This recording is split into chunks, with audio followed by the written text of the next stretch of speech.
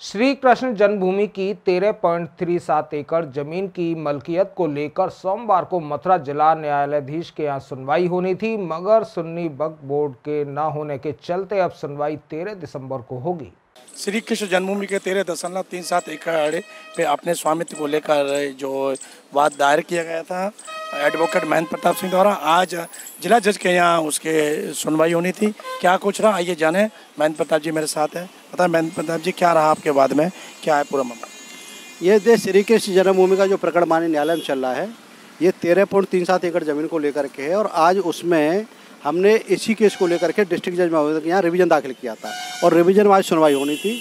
तो जिसमें के सभी फरीकान हैं, जो प्रतिवादीगण हैं, शाही ईदगाह मस्जिद, श्री कृष्ण जन्मभूमि संस्थान और श्री कृष्ण जन्मभूमि ट्रस्ट, सबको तामील हो गई है। लेकिन सुन्नी वक्फ बोर्ड लखनऊ को तामील अभी नहीं हो पाई है। हमने तामील उनको किया है नोटिस की, लेकिन नोटिस की अभी यहाँ लौट करके नहीं आए। तो इस वजह से माननीय न्यायालय के द्वारा इसमें 13/9 अग्रिम तारीख निर्धारित कर दी गई है और इस ये कहना है कि जब तक उनको तामील नहीं हो जाती है, तामील होने के बाद उनको सुना जाएगा। तो हम शुरू से ये कहते रहे हैं कि भाई 7-11 का यहाँ कोई औचित्य नहीं है।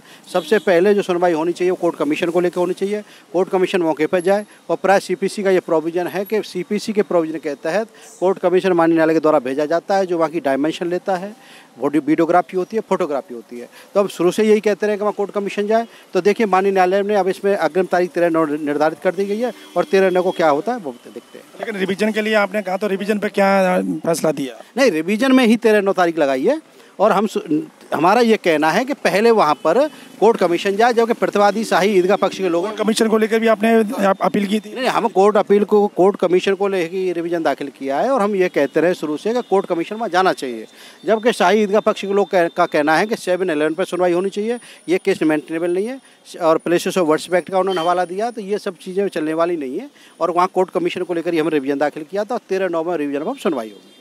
जब तक सुन्नी वक्फ बोर्ड नहीं आएगा तब तक आपका? अब सुन्नी वक्फ बोर्ड ऐसा नहीं है कि सुन्नी वक्फ बोर्ड कभी नहीं आया तो ऐसे थोड़ी होगा, कोर्ट की कार्रवाई थोड़ी रुक जाएगी। उनको एक चांस दिया गया है, तामील उनको हो गई है। तामील होने के बाद पत्रावली पर उनका नोटिस दाखिल हो जाएगा, रिसीविंग है जो। अगर उसके बाद भी नहीं आती है तो एक्सपार्टी उनके खिलाफ कार्रवाई कर दी जाएगी। बिल्कुल 13/9 में कार्रवाई उनके खिलाफ में।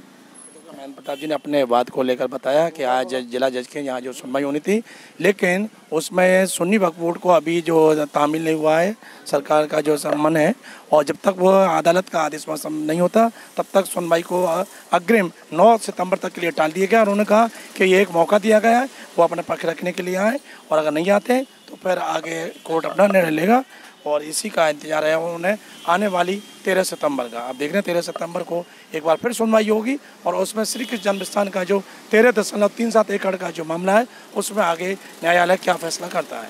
जिला न्यूज़ के लिए कैमरा पर्सन रिंकू वर्मा के साथ सुशील गोस्वामी।